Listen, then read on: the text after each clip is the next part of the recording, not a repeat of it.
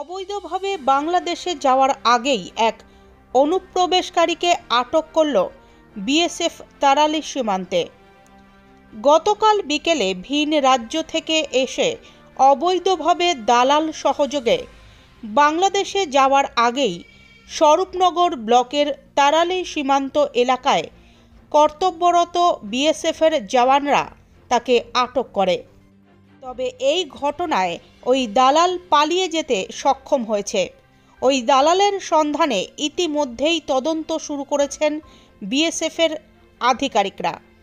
আটক ওই অনুপ্রবেশকারীকে জিজ্ঞাসাবাদের পর তাকে স্বরূপনগর থানার পুলিশের হাতে তুলে দেয় বিএসএফ। পুলিশ তাকে গ্রেফতার করে আজ বসিরহাট মহকুমা আদালতে পাঠায়।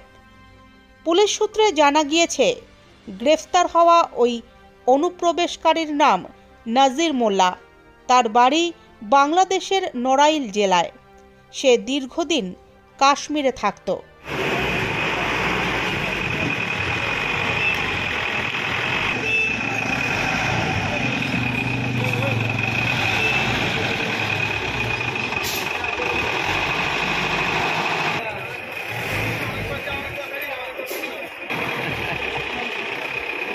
आगे बढ़े